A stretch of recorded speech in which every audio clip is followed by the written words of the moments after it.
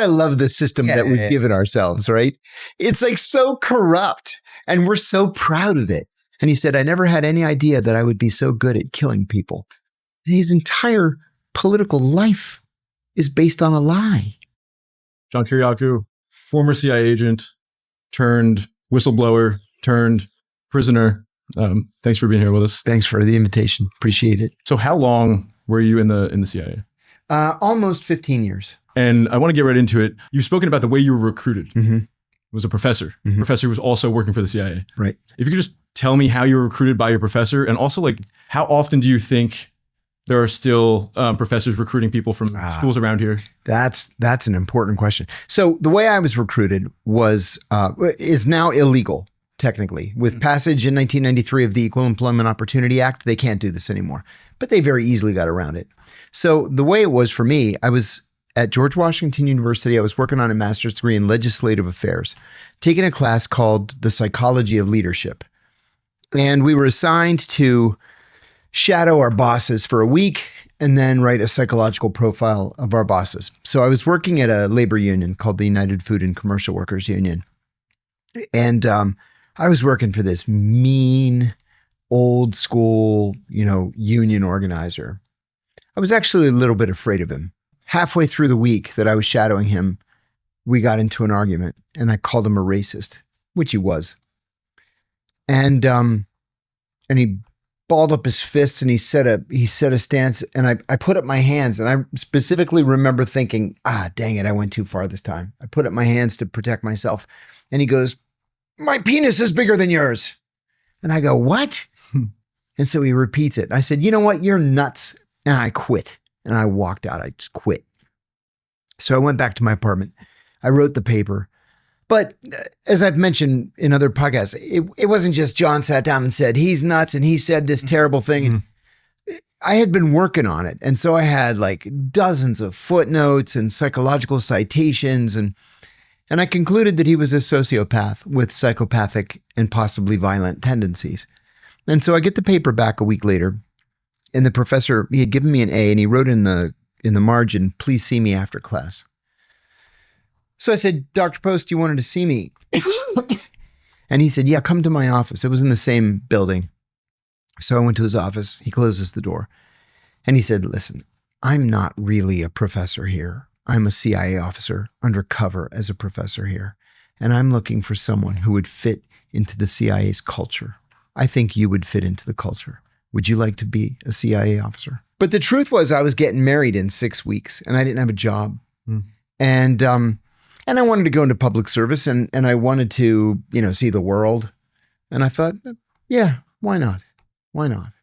So the CIA is not something that they just open the door and you enter and then that's it. It's a process. And for me, it was an 18-month process because I had so many relatives still living in Greece. My grandmother's cousin was a member of the Politburo of the Communist Party of Greece. It set me back. Just he set me back 8 months. And, you have to go through polygraph and background investigation and these crazy medical tests and all kinds of stuff. But I did it. I know that you said it's now legal. Yeah. But certainly it's the CIA. Yeah, they do it every day. How do they do it? Okay, so they came up with this simple yet ingenious idea. They created something called the Scholar in Residence program. So let's say you've done your 25 or 30 years, you're getting ready to retire. And they say, hey, wait a minute, you're from New York. How about you go to NYU or Columbia or wherever you went, and you teach a class on, let's say, espionage in Soviet literature. Okay, nobody gives a shit about espionage in Soviet literature. Kind of sounds like it might be a fun course for somebody looking for a blow-off course. But the idea is you want to say, I am a former CIA officer. I am teaching this class just before I retire, knowing that students are going to come up to you after class and say, hey, professor, I'd really like to join the CIA. And then, so instead of you going after them, they volunteer to you, and then it's all legal. So there's a phrase that you've used, you mentioned it here and you used it in the past, psychopathic tendencies. Yeah. that always struck me as such an interesting way to phrase it. That how do you determine what exactly that means? And have there been examples of that where you find someone that you deem has psychopathic tendencies, and then soon after you find out, like, hold on, maybe I was wrong, or has that gone awry? I have to be very careful with my language. Okay. So there's a huge difference between sociopathic tendencies and psychopathic tendencies. We all have sociopathic tendencies at the agency, and I'll explain very easily, clearly what that means. Literally the day I was going to leave Pakistan in 2002, I was going to go to the airport in 2 hours. I was working half a day, and I'm going to go straight from the embassy to the airport. And my then girlfriend, she became my wife, was going to pick me up at Dulles Airport, and then we were going to do a load of laundry and then catch another flight to Santa Fe and have a vacation. Hadn't been on vacation since before 9/11. I was burned out, tired. 2 hours before I left for the airport, I got a cable from headquarters and it said, don't come home. Instead, go to this other country and there's a team waiting for you, and we want you to break into this person's house and plant cameras and bugs. Okay. Well, a normal person isn't going to go break into somebody's house and plant cameras and bugs. I'm very happy to, because I believed that we were the good guys and this must be a bad guy, so I'm going to go bug his house. That's a sociopathic tendency. A normal person would not do something like that. I'll give you another example.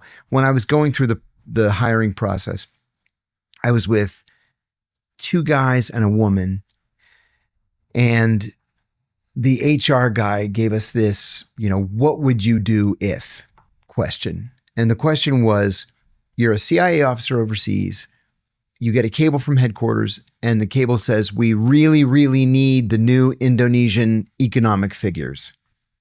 Okay, so you call the Indonesian second secretary for economic affairs and you invite him to lunch.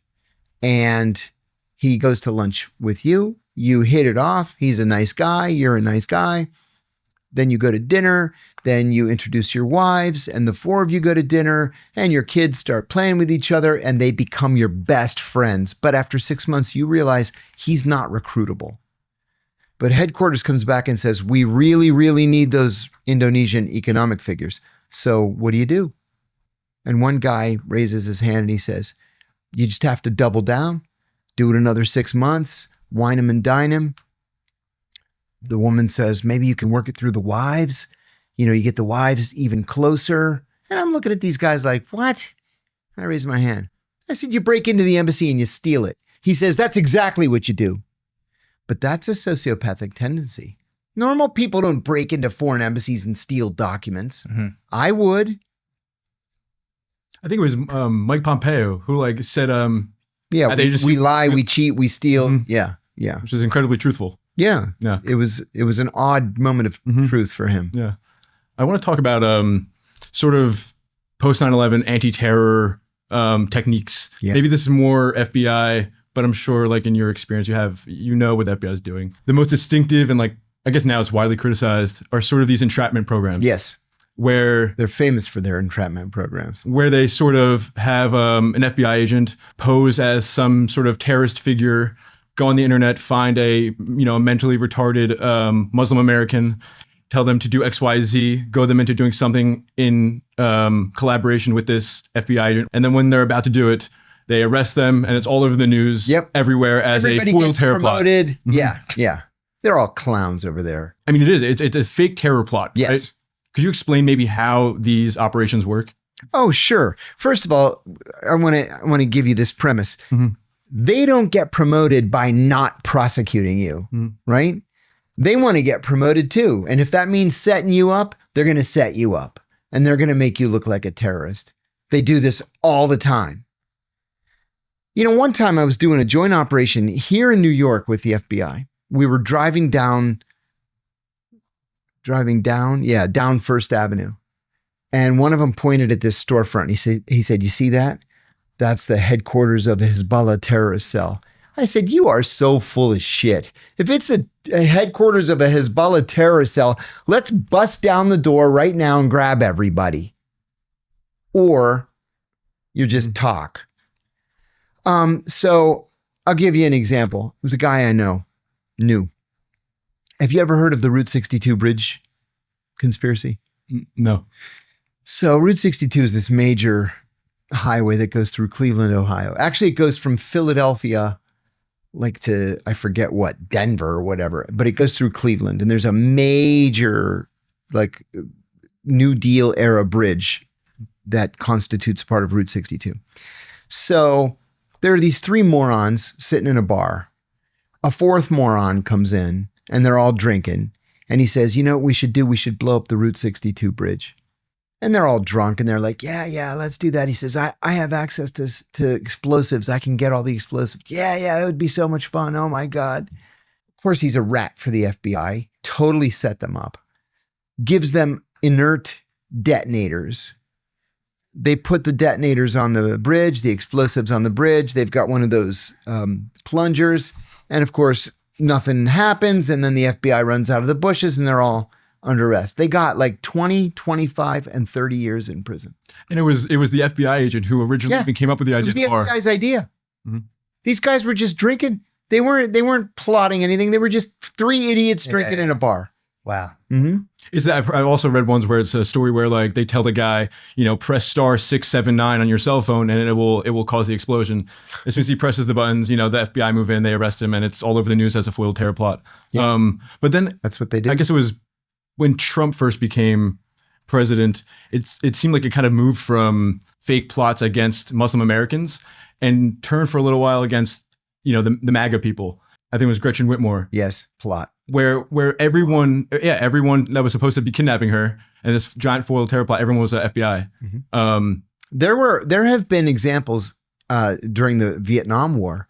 You go to an anti-war like coordinating committee meeting where you're plotting some attack or whatever, and literally everybody in the meeting is an FBI agent, not realizing that everybody else is an FBI agent. And then they all go back to their offices and report on each other.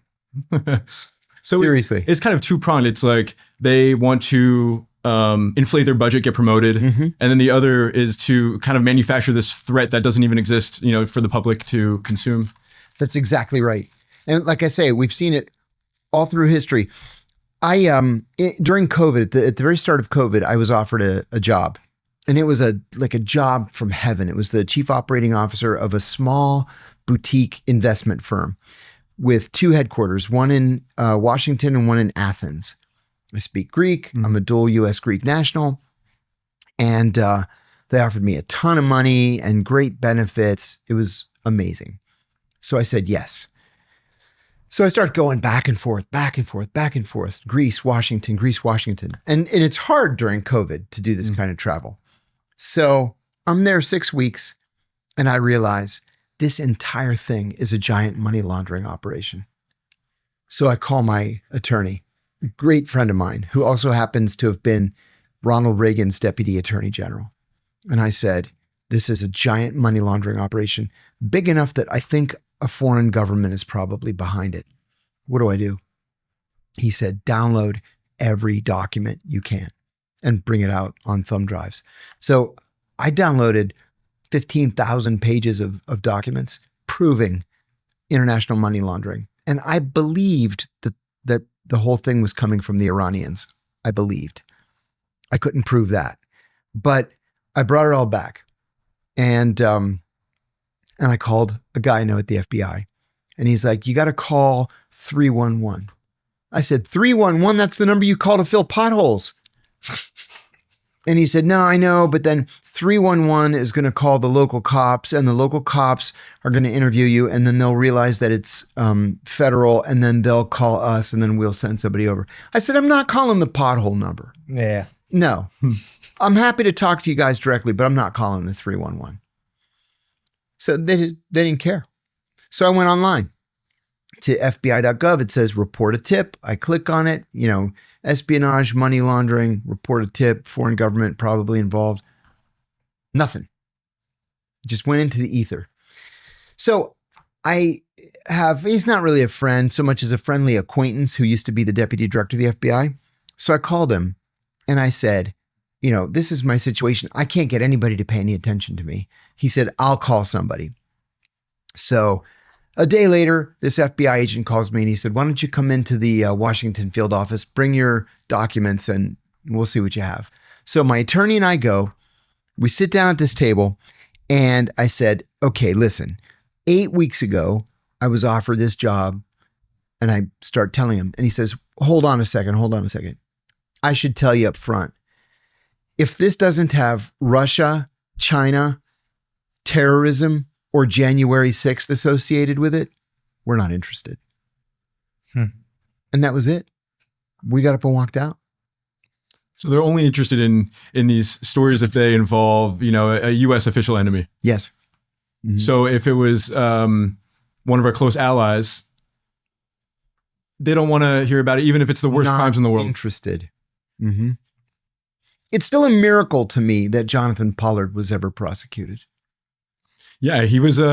Did you see Mike Huckabee talk about meeting with him with Tucker Carlson? Yeah, it's incredible. Mike Huckabee welcomed this traitor, this enemy. If you could actually explain the story too. Sure. Jonathan Pollard was an analyst in the Department of the Navy for years and years and years. In 1985, he was arrested for selling secrets to the Israeli Mossad. Secrets at the top secret level, mostly on Soviet military movements. Why would the Israelis care about Soviet military movements? Because the Israelis then passed the documents to the KGB in exchange for a plane load of Russian Jews allowed to emigrate to Israel. The Secretary of Defense at the time, Caspar Weinberger, called Pollard one of the most damaging traitors in American history. And the Israelis knew exactly what they were doing when they recruited him. They knew they were going to pass the information to the Soviets. So he was prosecuted, he was convicted, and given 30 years in prison in a maximum security penitentiary. He did every day of the 30 years. When he was released, Sheldon Adelson, the billionaire from Las Vegas who owns all the casinos, Sheldon Adelson put him on his private jet, flew him to Tel Aviv. Benjamin Netanyahu was waiting for him. When he got off the plane, he kissed the ground. Netanyahu gave him an Israeli passport and Israeli citizenship. And Pollard gave a press conference in which he urged young American Jews to initiate terrorist attacks against the United States.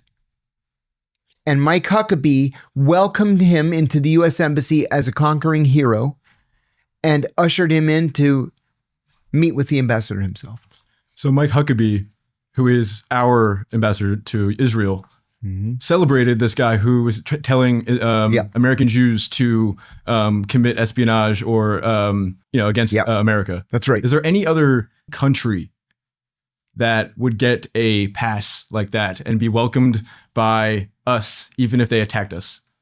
Absolutely none.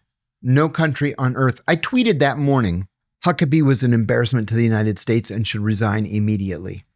Immediately. And he hasn't. And he's utterly unapologetic. Tucker Carlson interviewed him and he's like, what are you going to do about it? Why do you think that is? Huckabee in that Tucker Carlson interview would frequently use the word we when describing Israeli policy. We think. It's like, who's we? Yeah. Because the United States doesn't think that.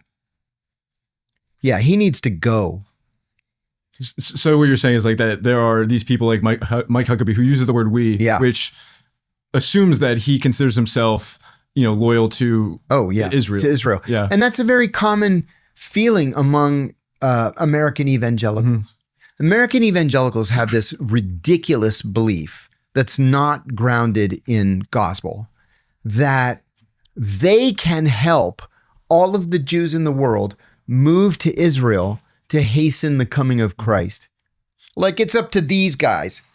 Like Mike Huckabee, he's sitting around in Arkansas thinking, well, how do we get all the Jews to go to Israel? I'm going to do my part. I want to be ambassador to Israel. You can't, if this is what you believe, that this is what God's plan is, you can't force God's hand by, buying tickets for all the world's Jews to go to Israel. It's outrageous. It's not a belief even in mainstream Protestantism. No, it's like religious fanaticism at its highest parts of our government. Like when the Iran negotiations fell apart, The Guardian was quoted as saying that there's diplomats at the talks that see Kushner as, they used the exact phrase, quote, Israeli asset. And there's New York Times reportings from 2017 that said when Netanyahu used to come to the States, he would stay at the Kushner family home. And more than that, he would sleep in Jared Kushner's bed, and Jared would move to the basement whenever Netanyahu would stay. And these are the people that we have negotiating on behalf of America. Yeah. Like, I don't think it's not even a question whether or not they have other loyalties. Yeah. Have you seen anything like that when you were an officer? I saw it more when I was on Capitol Hill. I was the senior investigator on the Senate Foreign Relations Committee when John Kerry was the chairman. I'd been on the job a couple of days, and these guys just walked into my office like they owned the place, didn't knock on the door or anything, just walked right in. Hi, welcome to Capitol Hill. I'm like, thanks. I've worked on Capitol Hill before. We're from AIPAC, and we want to offer you an all expenses paid trip to the Holy Land. They don't say Israel. To the Holy Land. I said, thanks, guys. I can pay for my own vacations. I appreciate it. Well, all of your colleagues are going. I said, well, that's on them. I'm not going, but thank you. You can leave now. But they just park themselves in every office. They try to participate in constituent meetings. Like, can you imagine there's this, let's say 22, 23-year-old kid, and every single day, 5 days a week, he just sits on the couch in the outer office. And when a constituent comes in and says, hi, I'm from Peoria, I'm one of the constituents, the kid jumps up and says, what's your position on Israel? Israel loves America. It's like, get the fuck out of the office. What's wrong with you people? But they do that in every office. There are some members of Congress, Senator Tom Cotton, Senator Lindsey Graham, Congressman, what's his first name? Fine. Randy Fine. Randy Fine. They have Israeli flags at the entrance to their offices. What is that? If I were in government, I would demand that the FBI investigate them. And you had, what's his name? The guy without his legs. I'm forgetting his name. Without his legs. He lost. Senator, the senator from Georgia? Yeah. Yeah, Senator Max Cleland. He right. was wearing the Israeli military uniform on Capitol Hill. No. That was a different one. That was a congressman also from Florida. Yeah, he wore an IDF uniform on the floor of the House. Legs. A uniform? Yeah. Idiot. Yeah. An Israeli military uniform. And then you have Benjamin Netanyahu's son who's hiding out during the course of the war in Miami Beach. Yeah. Let me ask. Let's just zoom out. Correct me if I'm wrong. We are told, CIA has been told, there's no spying on Israel. None. Seemingly. Stone-written policies. Seemingly, they're not reciprocating that rule. But regardless of that, in your time, it's so silly to me. Are there other countries where that is written in stone as a rule? The Five Eyes. We don't do any spying on the Five Eyes. On the contrary, everything we do is jointly with them. Not jointly. It's the information is freely available to them. You've spoken in the past about open the books. Open the books. The British, the Canadians, the Australians, the New Zealanders. But that's a special relationship. We don't have that kind of relationship with the Israelis. They wish we did, but we've never opened the books for the Israelis. Are there subtle differences psychologically, you dealing with French intelligence versus German intelligence when it comes to discussing foreign affairs? Or I would imagine there are psychological differences. That's a good question. There are psychological differences. When you're dealing with the Five Eyes, you can just speak freely. Whatever pops into your head, you can say. It doesn't matter how highly classified stuff is, unless it's compartmentalized and you've signed a non-disclosure agreement or a secrecy agreement. You're going to keep that to yourself. But in terms of confidential, secret, top secret, special intelligence. We call it SITK gamma, special intelligence talent keyhole gamma compartments. You can go all the way up to gamma with the 5 eyes. With the French and the Germans, you're going to tell them, 90, 95% of everything. Maybe they're not cleared for literally everything like the 5 eyes are. With the Israelis, you have to be very, very careful because they're not embarrassed to just say, wait a minute, what about this? Tell me about this. Tell me about that. What's your sourcing on that? What's the source's name? And you're like, get the fuck out of here. I'm not going to tell you the source's name. But they come right out and ask. How common is it for you to be having a conversation with someone where you may know certain information that they have that you're trying to get out of them? They presumably may be doing that exactly to you as well. Yeah, that's normal. That's common. That's a normal work. Yeah, I would imagine that's common, but that's what a headache. Yeah, that it's awful. That like you guys all are respectfully incredibly intelligent, and if you're speaking with anyone of like a foreign intelligence agency, they're also going to be incredibly intelligent. Yeah, and so you guys can shake hands and have a big smile on your face. Well, but you guys are playing each other a little bit. I say all the time that in the scenes in the James Bond movies, in every James Bond movie where James bumps into a CIA officer, it's because in real life that happens every single day. Where you go to some event, MI6 is there, the Germans are there, the French are there, the Russians are there. So like, there was one time where I went to an event in the Middle East and I walked in and I'm looking around and I hear this voice say, "Hello, John." And I looked and I was like, fuck. I said, "Hello, Nigel." And then I said, "Stay away from Professor Russian, Nigel." And he's like, "I've been working on him for a year." I said, "No, I've been working on him for a year. Stay away." Are there, like when I was in DC, I was working at the RT offices, and I remember right after the botched robbery of Seth Rich. Yeah. Someone in my office at the RT office was working on a story about it because people thought that he gave the DNC emails to WikiLeaks. Yep. They didn't know what happened, and then he was shot in the back. Botched robbery. They didn't take his watch. They didn't take his wallet. So people were interested in who this guy was. I remember WikiLeaks at the time. Maybe hinted that he was their source. I can't remember. But in the office, there was someone working on it, and they went to the train to go home that day. And someone who they went to college with sat down next to them on the train on the metro home from the office. And this person's an FBI agent. Sat down next to them, exchanged pleasantries, and said, "Tell Christina I said hello." That's his wife's name. And he said, "I never told him his wife's name." Yeah. And so he was like, it was like a veiled threat. It felt like, coming from the Russian media office in DC, like it seems like this is actually not that crazy. Mm-hmm. But like working in DC, how often are people? Is there spycraft happening in Washington? Constantly. Spies walking around. Constantly. There are more spies in Washington than there are anywhere else on the face of the planet. I've seen estimates of 10,000 spies in Washington, which is the size of a town. Yeah, that's normal. I flew out to Yemen one time I was doing a study on terrorism for the Senate Foreign Relations Committee, and I made an appointment to see the FBI legal attaché. So I go in, I said, "Hi, I'm John Kiriakou."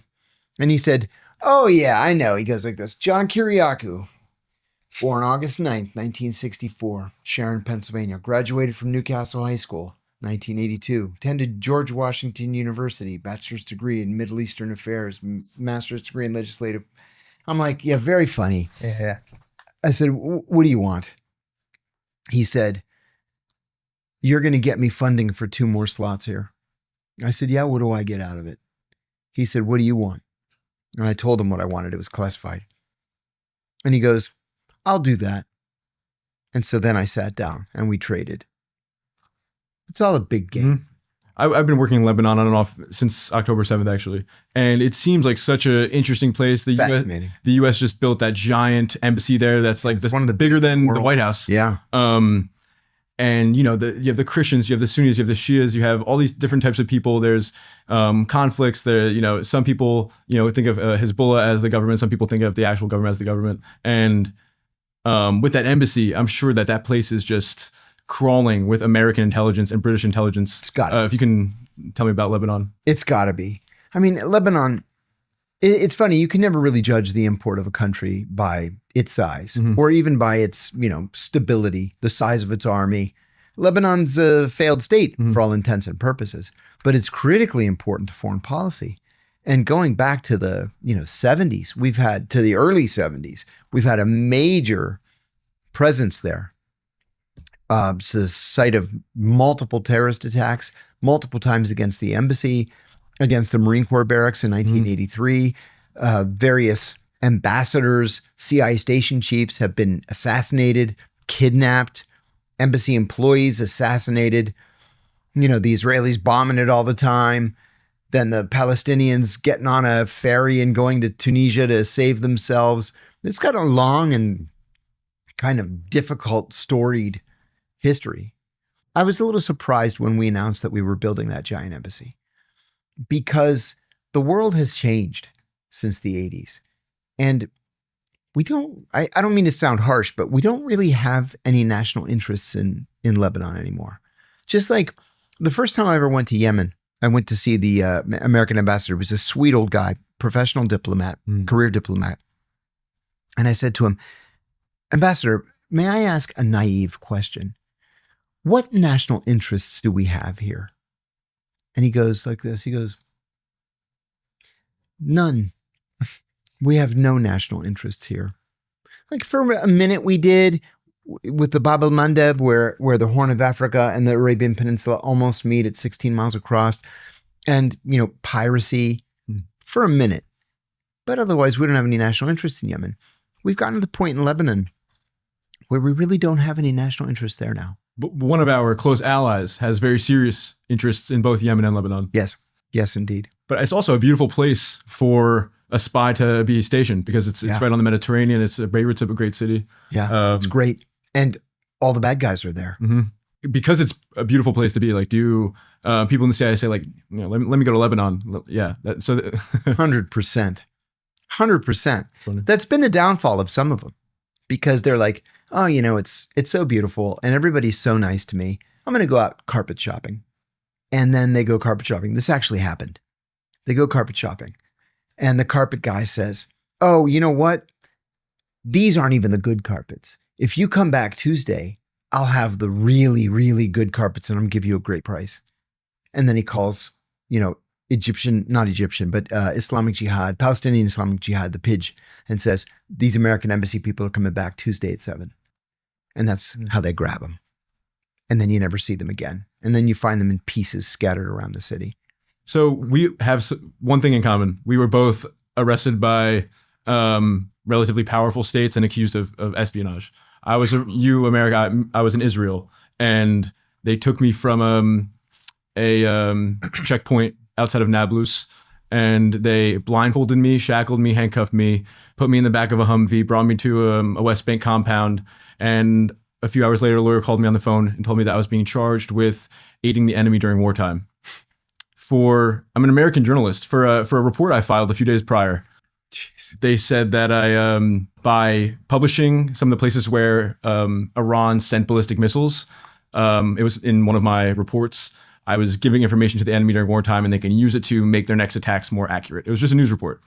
And the charges carried life in prison to execution. And so this is 2 years ago.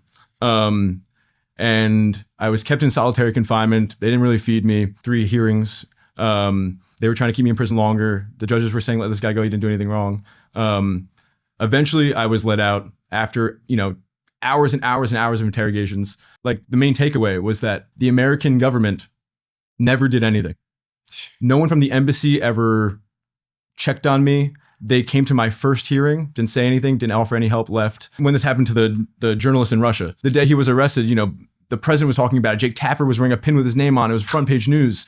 But in Israel, no one said anything. So I'm wondering, like, as someone who's spent time in Washington working for the government, what are the chances that the State Department, the embassy in Jerusalem, different embassies, the White House even, knew what was going on with me, but decided not to say anything? Oh, I think the chances are quite good. Quite high. There are American citizens who are killed by the Israelis with regularity, and the American government doesn't care at all. There was an American citizen who was killed in the West Bank just a week ago by settlers. The embassy hasn't lifted a finger to do anything. And there are no calls for the settler to be prosecuted. They don't care. They don't care at the State Department. They don't care at the White House. They don't care at the Defense Department. There was a press briefing, a State Department press briefing, like the day I left Israel. And a journalist said, like, the journalist, Jeremy Lafredo, what's going on with him? And they said, Mr. Lafredo has left the country. This is an hour after I left. So like they knew. They knew at least at the end. Keeping track. But if this was like, any other country, are they getting, different treatment? If, the French or the Germans, or especially the Russians, arrested an American, I feel like oh my God, there'd be a diplomatic crisis. Oh, listen, when I was assigned to the State Department in Bahrain, it was a very small embassy. And so when the consular officer would go on vacation, I'd have to fill in or we take turns filling in, or everybody has consular duty, weekend duty, right? Like every 6 weeks, 7 weeks, it was my duty. And I practically had to camp out at either the airport or the jail because Americans are constantly getting arrested, and you have to be there to make sure that their rights are protected. I practically moved into the jail worried about people. Not in Israel. I don't want to speak for you, but please talk about the thing with the conversation you had with your lawyer. Oh, so during one of the first hearings, I was so scared. They just dragged me. I was wearing shackles from solitary confinement into a courtroom that was attached to the prison. And I did not want to go back to the prison. I did not want to go back to the cell. So I told my lawyer, like, tell the judge that I don't mind being deported. I just want to go home. I will go home. I'll never come back. She didn't say that. She never said it. And I looked at the translator that I had and I said, tell her that I want to go home and to tell the judge that I'm ready to go home. I'll never come back. I'm sorry. And she looked at me. She said, I can't say that because as a Jewish person, my mother's Jewish, if the judge hears that you're willing to leave Israel and never come back, he'll think of you as a bad Jew. They won't like to hear that from you. So like you can't say that you want to leave, because if you want to leave, that makes you a bad Jew. And so I had to go back to the prison. I had to do this for a few days and stay there for a few weeks. But I wanted to get out of there, and they said you can't even say you want to leave, because if you want to leave, they'll really hate that. They're the bad Jews. Yeah, I mean that's a. Mm-hmm. Yeah. But I was wondering, like, when you were having your hearings and trials, were there things that your lawyer advised you against saying, even though if it made the most sense? I made a comment once. They told me, don't speak publicly, right? And I couldn't stop myself. Mm-hmm. And so a buddy of mine's a professor at the University of Pittsburgh. He said, would you come up and give a talk? I said, yes. And in that talk, I said that I should have shouted from the rooftops about the CIA's torture program. I shouldn't have let so much time pass waiting for somebody else to say something. And he told me that I had probably just bought myself 10 years in prison for saying that. And I said, you know what? I'm willing to do it. I'm willing to fight them. I'm willing to go on the stand and explain why I did what I did. And I might accidentally, this was a very difficult conversation we had. I said, I might accidentally talk about some of the hideous war crimes and crimes against humanity that I witnessed in 15 years at the CIA. And then later on, when we were negotiating with the Justice Department, they were stuck at 45 years, 45, 40, every conversation, he's got to do 45 years, 45 years. Then they came down to 10, from 45 to 10 in one meeting, and then 8, and then 5, and then 3.5. And I said, no. And that's when they said to the Justice Department, he's going to testify and he's going to speak freely. And then they were like, okay. 23 months. It's like a used car salesman. Yeah. You're just making up any number. One of the things that I learned, and this was probably the single most important thing in that whole experience, is that literally everything is negotiable. Something that correct me if I'm wrong, that the judge said to you during all of that was that when it came to the term espionage, that they were referencing that you may be under the pretense of committing espionage without knowing. Yeah. Which is... and my lawyer said that. Your Honor, are you saying that a person can commit espionage accidentally? And she said, that's exactly what I'm saying. And she said, I'm also saying that I will not respect any precedent set in another district. because the Tom Drake case had just finished. And they threw out all the espionage charges because there was no mens rea. There was no, Yeah, for it to be espionage, there needs to be two criminal parties. intent. No? Yeah. Because ironically, that's what they Right. that's what they said about you. Is that you? Yeah, no, Didn't it's mean- same thing. yeah, it's the They exact told same me that I was committing espionage because I published a news report. Ridiculous. During the interrogations, do you have any relationship with the IRGC? Do you have any relationship with Hezbollah? No. So eventually it was like, okay, well, it's still espionage, even if you don't have a relationship with them, even if you're not talking to them, even if you didn't mean to share this information.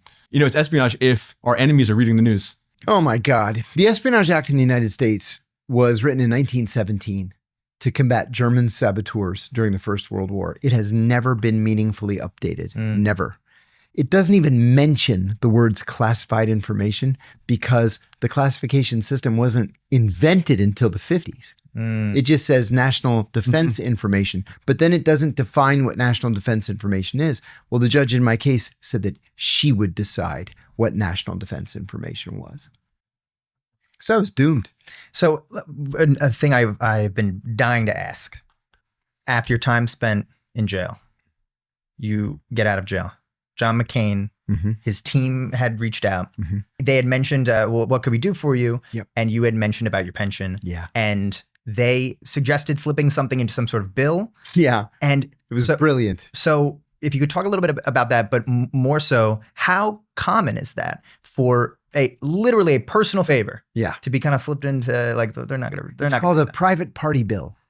Yeah. A private party bill is a bill that affects only one American. And it happens quite frequently. It does. So what you're talking about, this is, you got to love the system that we've given ourselves, right? It's like so corrupt and we're so proud of it. So I get out of prison. I'm out of prison for like 4 days. And John McCain's legislative director calls me. Nice guy. I had worked with him very briefly before I went to prison. Excuse me. And he said, Senator McCain says, welcome home. And he wants to know what he can do to be helpful. McCain, I knew McCain going back to 2007. He was always the sweetest guy to me. Like genuinely, he was a genuinely nice guy. He would go out of his way to say hi and shake my hand, and just a really sweet guy. So I said, well, he can help me get my pension back. I said, these bastards in the Obama administration, they took my pension. 20 years of proud government service. I had $700,000 saved in that pension. They just took it. So he calls me back a couple of days later and says, why don't you come up to the office? We'll have a conversation. I said, yeah, can I bring my lawyer? He said, yes. So my lawyer and I went up and we're strategizing. And my lawyer's done this a number of times with different people. He said, what about a private party bill? Rather than apply for a pardon, you're never going to get it, especially with Obama in the White House. And McCain said, yeah. He said a private party bill would work. So a private party bill is a bill that only benefits one American. So my lawyer wrote this thing. He first wrote it as an amendment. And then McCain said, no, because an amendment requires a separate vote. So let's just write it as a private party bill, and we're going to slip it into the National Defense Authorization Act. He said, those things are like 3,000 pages long. Nobody reads them. So we'll slip it in like page 1,850. And it was one sentence. It said, every American convicted of violating the Intelligence Identities Protection Act between October 1st and October 31st, 2012, shall hereby have his federal pension reinstated. Simple as that. The only person. I'm the only person in the world. Might be the only great thing that John McCain did at this. I know, right? Right.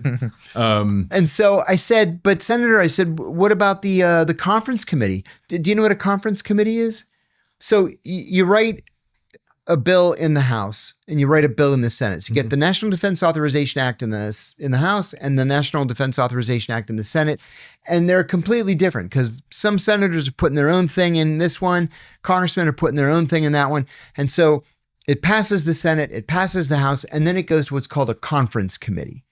So you're going to have like 8 senators appointed by the leadership and 8 House members appointed by their leadership. And then they go line by line by line to make sure that the two versions of the bill are exactly the same. So if there's something in the one bill that's not in the other, they'll either just throw it out or they'll incorporate it into both versions of the bill. So I said, what about conference committee? The House is never going to go for this. They're going to recognize it as a private party bill. And he said, I'll get myself named to the conference committee and I'll push it through. I was like, oh, God bless you, right? And then he got cancer, brain cancer. And he just couldn't, it was so aggressive. It was a glioblastoma.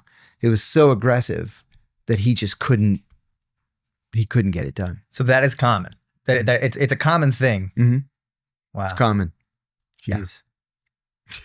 I mean, it's crazy. It's surprising that John McCain was so sympathetic to your cause. No, because I mean, I know he called Assange a terrorist. Yeah. You know, he's I mean, he's a national security hawk. Oh, big time. But when it came to you, it was all about the torture.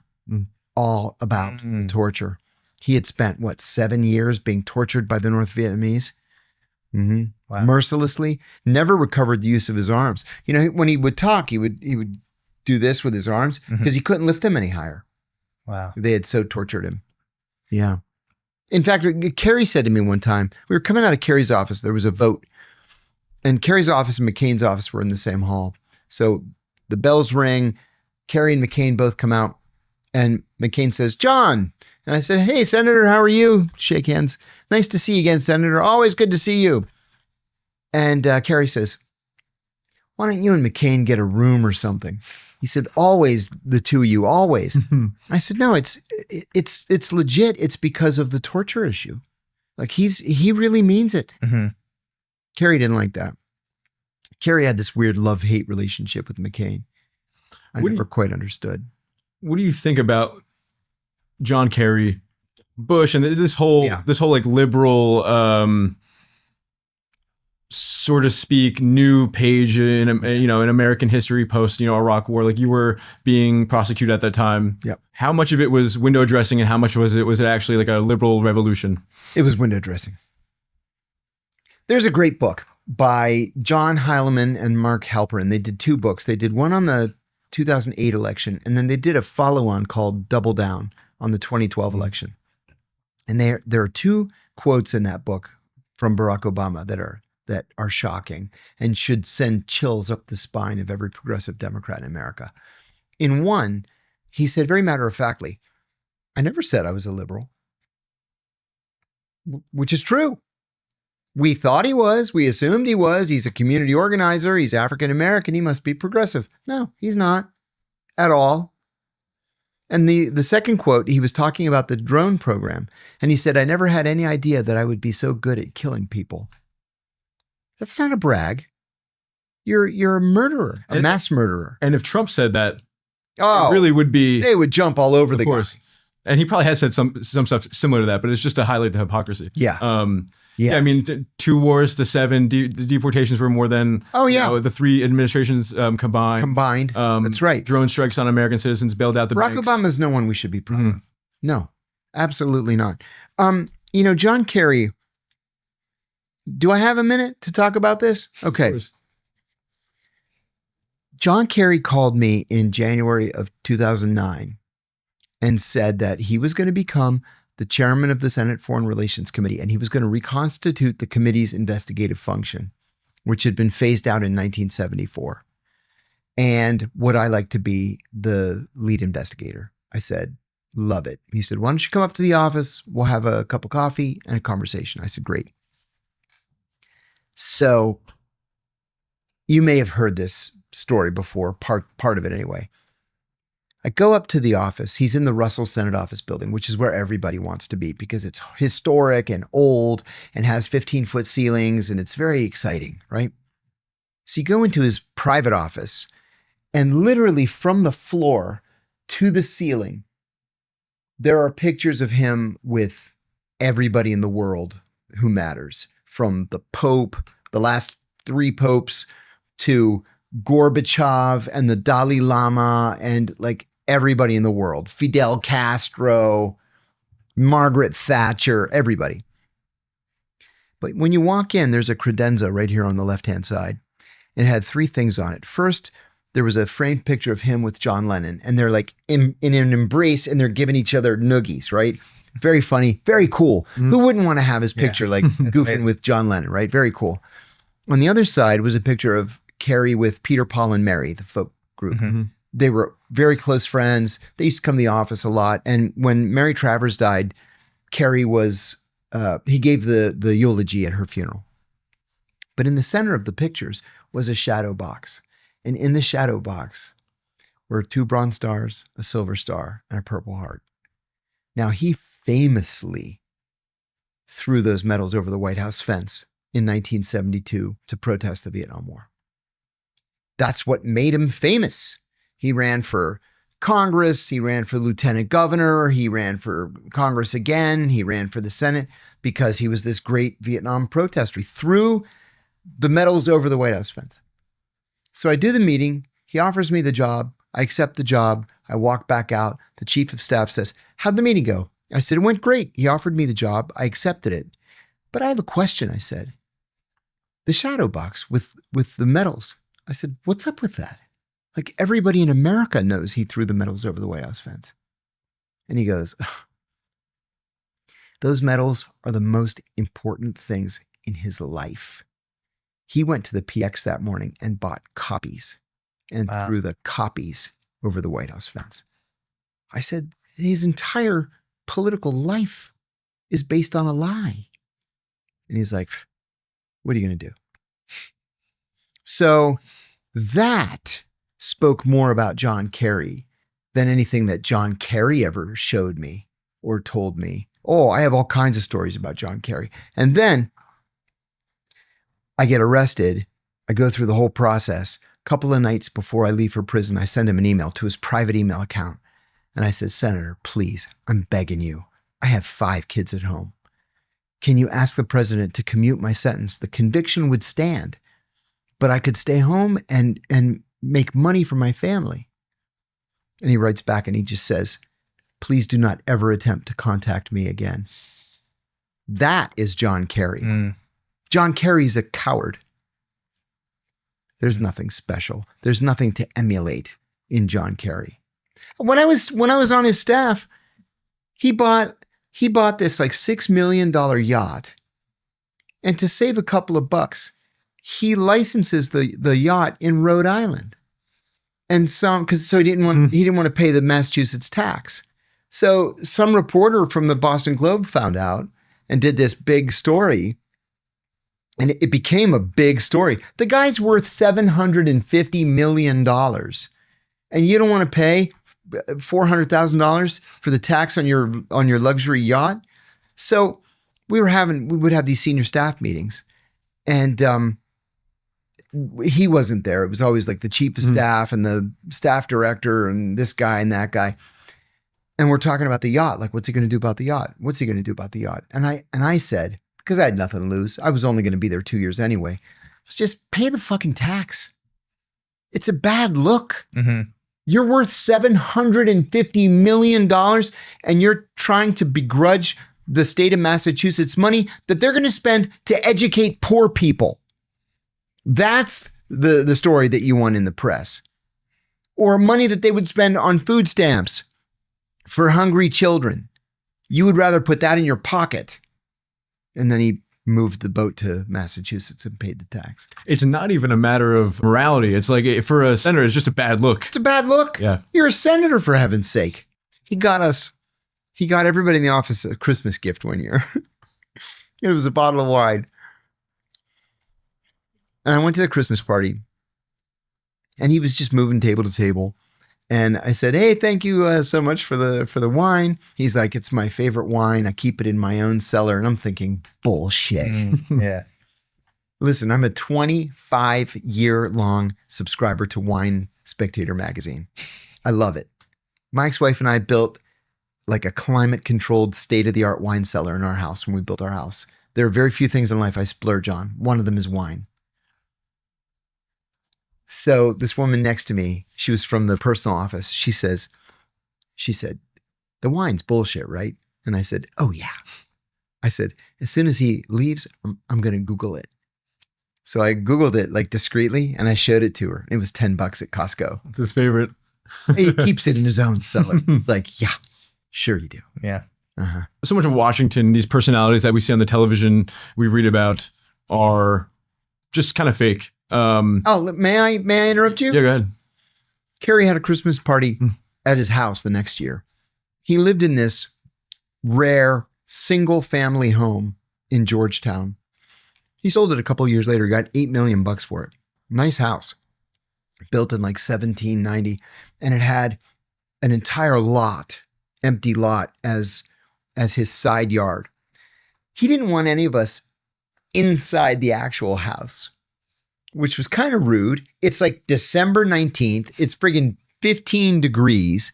So we're all in the side yard in our coats, and he had these gas heaters around because he didn't want anybody going inside, like not even to use the bathroom, which was really poor form. But anyway, that's okay. So Joe Biden shows up. He was vice president at the time. And Biden, when he had his faculties, he was a good old guy.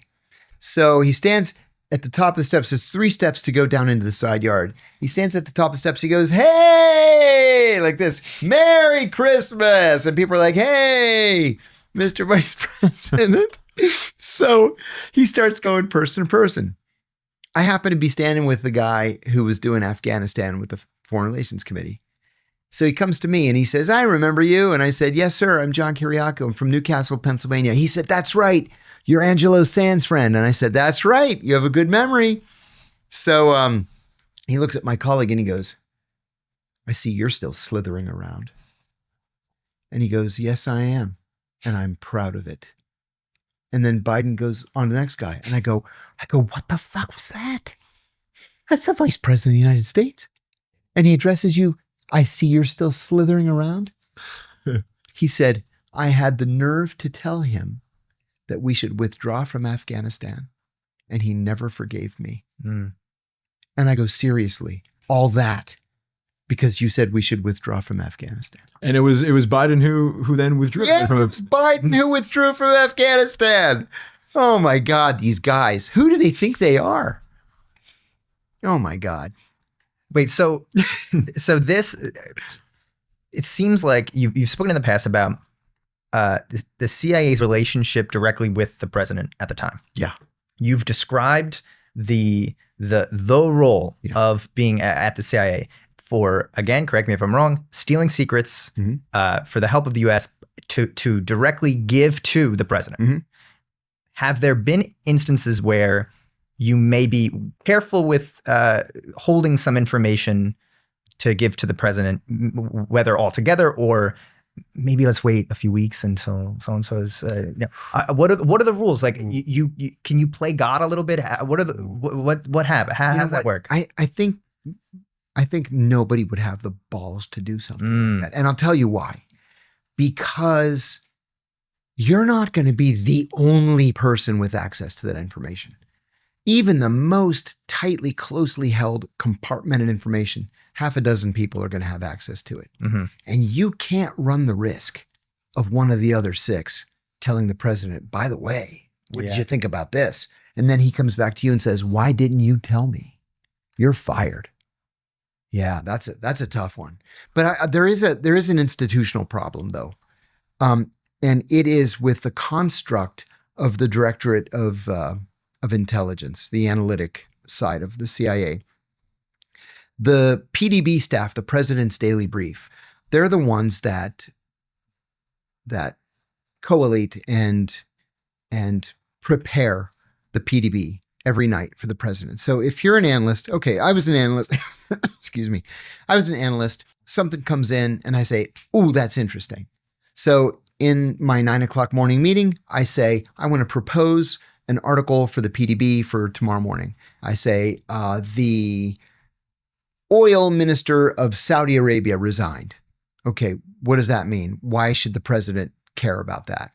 And I give my pitch and they say, "Okay, write it up." So I write it up, I send it to my front office, and then they send it to the PDB staff. And the PDB staff either says, "Nobody gives a shit if there's a new, we can just brief the Secretary of Energy. The president doesn't care if there's an oil minister. Or they say, oh, the oil minister was the friend of the president. We should tell him. And then you sit there until 11 o'clock, 12 o'clock at night until they finally get around to editing it. Even in the final edit, and the book is always 16 pages, right? If it doesn't fit in the 16 pages, it comes out. And so it may or may not make it into the book that night. But that decision rests at the end of the day with one guy, the director of the President's Daily Brief. So this one guy who may know nothing about the area that you're covering, he gets to decide what the president sees and what the president doesn't see. Yeah. Isn't there, couldn't you say that during the first Trump administration, like the intelligence agencies were certainly withholding information from Donald Trump? I mean, they were accusing him of being, a Russian asset. So like, why would they certainly weren't telling him everything. I think they probably weren't telling him everything, which of course is criminal, right? At the very least, it's grounds for removal, dismissal. But yeah, I think they probably weren't telling him everything. And that's why he named Mike Pompeo. And they were actively trying to remove him from office.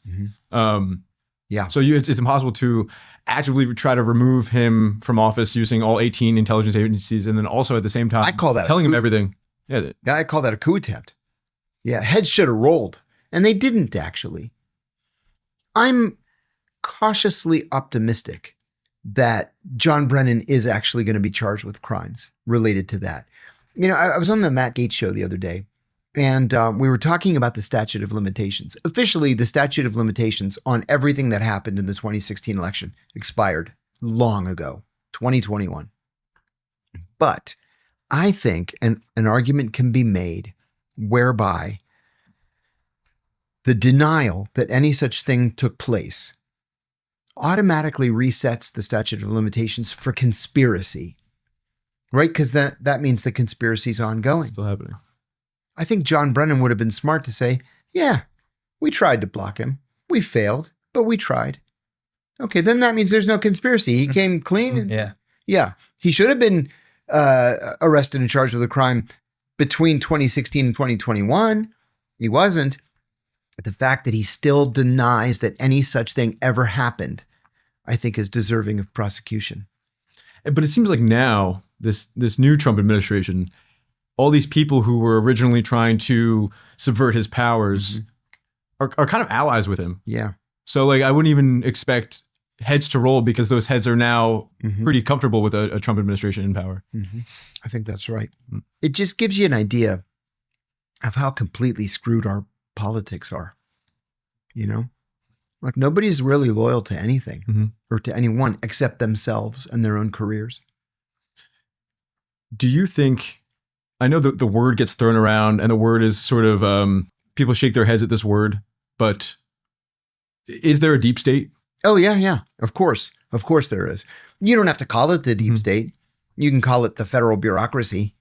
But yeah, of course there is. When there are senior intelligence service officers who are in their positions for 25, 30, 35 years, in one case, 42 years, a guy that I worked with, and they see presidents just come and go every 4 years, every 8 years, that's a deep state. If the president says, I want you to do X, and they say, sure, and then they just don't, and they figure, we'll just slow roll him. We'll wait until he's not president anymore. That's a deep state. Because these people who are in power much longer than a president have some sort of agenda. Yeah, they do. To whether it be, U.S. hegemony or corporate interests or something, X, Y, or Z, and maybe a president has a different agenda. So they have to. That's right. I went on CNN one time years ago. It was Donald Trump had just gotten elected. So it was like January of 17. And Chuck Schumer had made a statement that you can't mess with the intelligence agencies because they have 9 ways from Sunday to screw you. That's what he said. And so CNN asked me to come on and explain what exactly that meant. I said, well, it doesn't mean a repeat of November 22nd, 1963. What it means is if they don't like the president or the president's policies, they just ignore him. And they just slow roll these operations. The president says, I want to reestablish relations with, Cuba. They say, sure, okay, yeah, we're going to get right on that. And then nothing ever happens. That's what he's talking about. They will force your administration to fail by just ignoring you. That's what they did to Jimmy Carter. They did it to Trump. In that era, 2016 election, there was so many people called them sort of CIA Democrats who ran for Senate, ran for Congress. Oh, yeah. And it was people. There were Democrats who popped up with an intelligence background or a military background, who also sort of opposed Trump from the right on Russia. Yes. So you had all these liberals and Democrats running, saying that the problem is that Trump's too close with Russia, and so these are Democrats but running to the right of Trump on Russia. Outrageous. And do you think that some of these people, like I think Slotkin, the governor of Senator from Michigan, she was a CIA officer. Oh yeah. Do you think some of these people, they just know how to get power in Washington and what's popular amongst the media, or do you think some of them are actually still working in one way or another with the agency?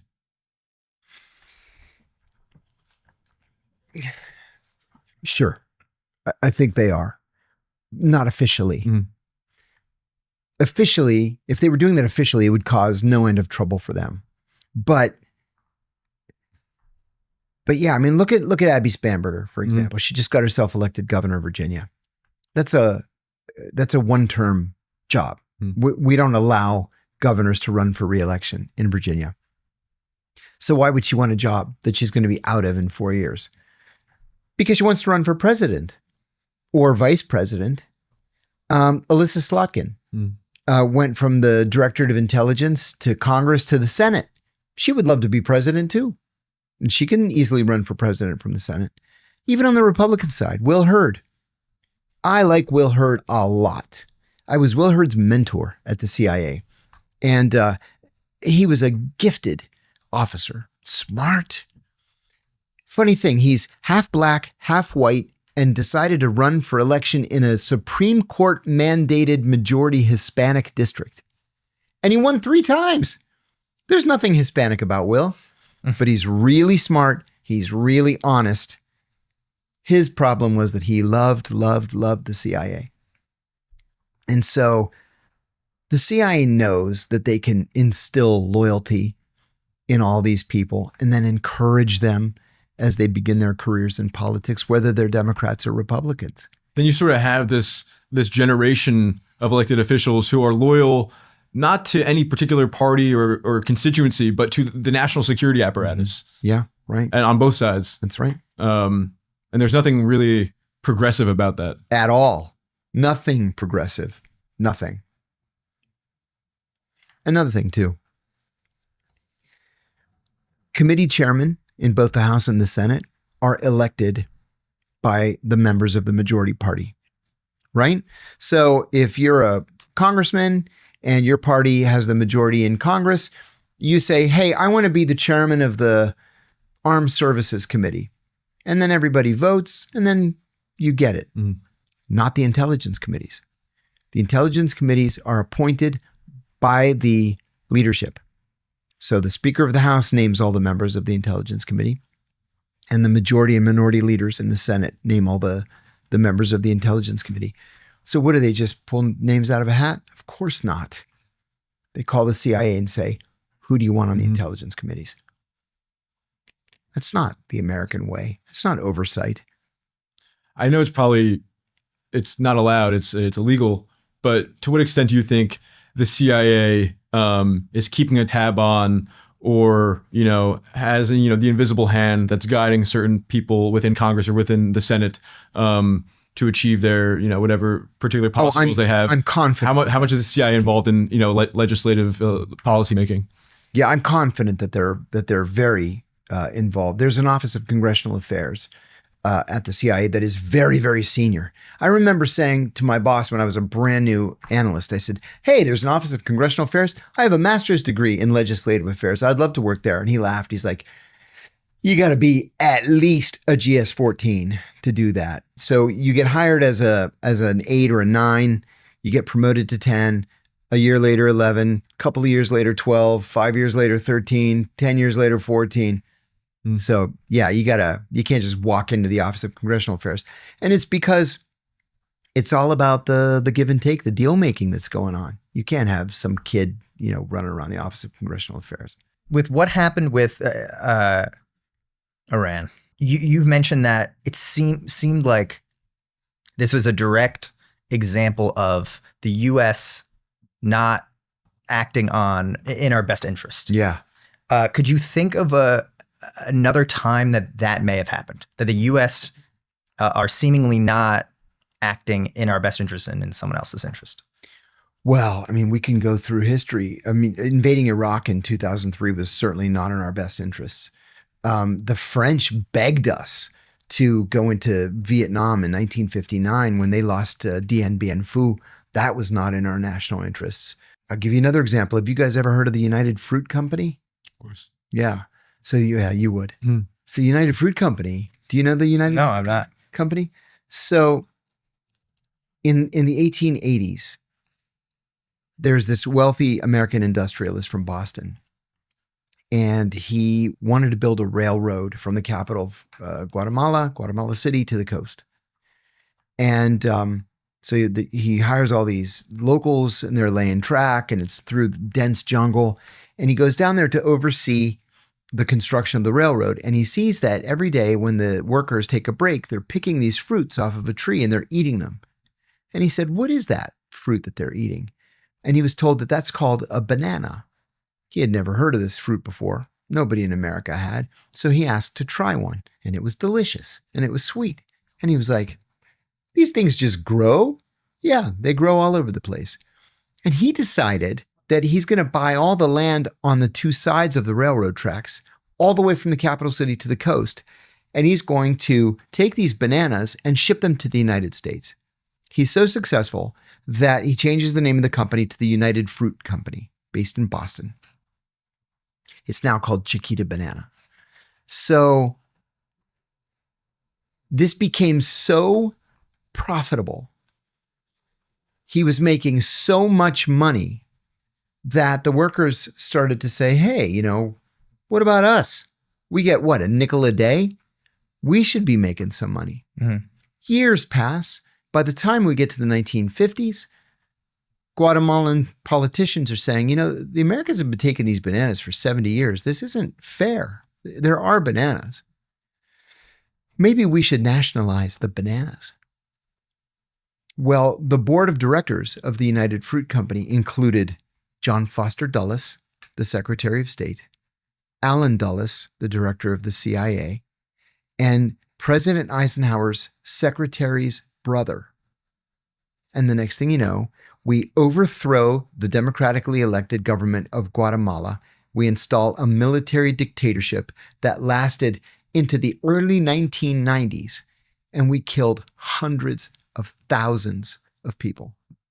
That wasn't in our national interests. Mm-hmm. The overthrow of the Mossadegh government in Iran was absolutely not in our national interests. It was in the UK's national interests. But I mean, you can point to most of our interventions over the years and say, what were we thinking? Like, what did we get out of these interventions? Who was I talking to yesterday? And he was bragging about, it was a former CIA director. A friend of mine had spoken to a former CIA director. Oh, no, it wasn't a CIA director. It was Admiral James Stavridis, who I'm ashamed to say is a fellow Greek American. But he was bragging about the great success of the Libya operation. It's like, are you kidding? Have you not read a newspaper? There are open air slave markets in Libya. Gaddafi's gone, isn't he? And what threat was Gaddafi to us that we needed to overthrow him and replace him with chaos? Literally, it's chaos. Well, that responsibility to protect, we need to protect X population from their Y dictator. Yeah. And so we intervene on behalf of, the human rights of the people who live there. That's right. That's right. that was originally the the script that we were getting from Iran. Sure. Because there was protests in Iran. Yes. They were upset about the economic situation in Iran. Right. And then out of nowhere, the protesters had guns. The protesters were killing cops. The protesters seemingly... Which the Israelis later took credit for. This is the thing about the Israelis. They cannot help but to brag to the Israeli media. Like, oh, we did that. That was pretty cool, right? We did that. We gave guns to the Mujahideen al-Khalq. We gave guns to the Kurds. We set fire to all these mosques, but then we set fire to the fire trucks so they couldn't put out the fires at the mosques. Isn't that clever? And then, we get these numbers. They've killed 30,000, 50,000, 90,000 protesters. Oh, says who? Says these two human rights groups in London and Washington that are funded by the Israeli government. Yeah, and I saw one of those organizations shares a zip code with the Pentagon. So it's just like they're not really covering their tracks well, but they don't need to because they're lawless and no one's going to hold them to account. But when you see like some of these protests, though, they got all these Starlink terminals, so they could form this parallel communications network that the government doesn't have control over. They get guns from the U.S. They get Starlinks from Musk and the DoD or what have you. So it's a protest, whatever. Maybe it was legitimate in the beginning because they had economic grievances with their situation, but it became very much an astroturfed protest pushed by the CIA and the Mossad. How often do you think there are protest movements in countries that the U.S. would consider an enemy state, where maybe they're asking for human rights, maybe they're asking for democracy, but how often are those protests actually covertly funded and organized by the U.S. intelligence? Regularly. What's that look like? Oh, at the very least, it's the distribution of cash. Sometimes you can place a press, announcement or something. Sometimes it's flyers. Sometimes it's cell phones or sat phones. Oftentimes it's sat phones. Anything you can do to sort of encourage or facilitate communication. That's what you do. And then in an extreme example, it's weapons. And that's what the US and the Israelis did in northern Iran. But then look at a place like Myanmar, Burma. Myanmar is the only country on earth that has been continuously at war since World War II. It's not had one day of peace since World War II. It's the only country in the world. So why don't we invade Burma and overthrow the military dictatorship there? We could probably do it in a couple of days because we don't have any national interest there. They're full of rubies and emeralds and diamonds. They don't have any oil. They're not particularly strategically located. So we don't care. And in the extreme cases, there are military dictatorships that are directly serving our interests. Yeah. So we're protecting them. Absolutely. So it's this idea that we're getting into these fights over democracy. Yeah. Oh, people used to say all the time, we're overthrowing governments for democracy. Why don't we overthrow the Saudi government? That's the least democratic government on the planet. Because if there were elections, we used to say this all the time, if there were elections in Saudi Arabia, Osama bin Laden would be the president. And then what do? Yeah, democracy, human rights. Come on. None of that's true. We pretend that it is, but it's not true. I mean, the Osama bin Laden would be like, that's a great way to make sure to justify not allowing them to have elections. Yeah, sure. Exactly. When people say, I think you even mentioned it before, the idea that once a spy, always a spy, once an agent, always an agent. God, I freaking hate that. There's like very little in my life that I hate more than that. Than that saying. Yeah. I mean, on the internet and corners of the internet that I frequent, the parapolitics people, the people who think, everyone's, a Fed or, controlled opposition. Retards. These are people who just can't think. You have to feel sorry for them, really, because they're just incapable of analytic thinking. Yeah. And I've said a couple times, I'll be sure to tell Ed Snowden and Ray McGovern and the sons of Philip Agee that you think that they're still CIA officers. Congratulations. And you came up with that all on your own. Yeah. You determined that they're still in the CIA because once CIA, always CIA. Fucking moron. I mean, it's terrible because like people like Slotkin, people like I mean, these people who have intelligence backgrounds that are now not in the CIA, but definitely in office and forwarding the CIA's interests, national security interests. You look at that and you're like, yeah, once a spy, always a spy. Like you could just kind of say that because they are still doing the work of the intelligence agencies. But then when someone says that to you, retard. What do you think about that? Yeah, I think very little. Yeah, very little. Because people who say that are not people to be taken seriously. They just don't have the intellectual capacity to be taken seriously. Anybody can throw out a cliche and then say, "Ha ha! What do you respond to that?" Yeah, I don't, because you're too stupid to warrant a response.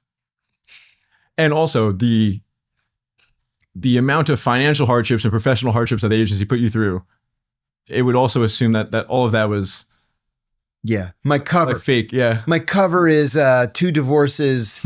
I lost my 5 kids, lost my pension, lost my freedom for 2 years. I'm unemployable, lost my gun rights and my voting rights, but it's because I love the agency.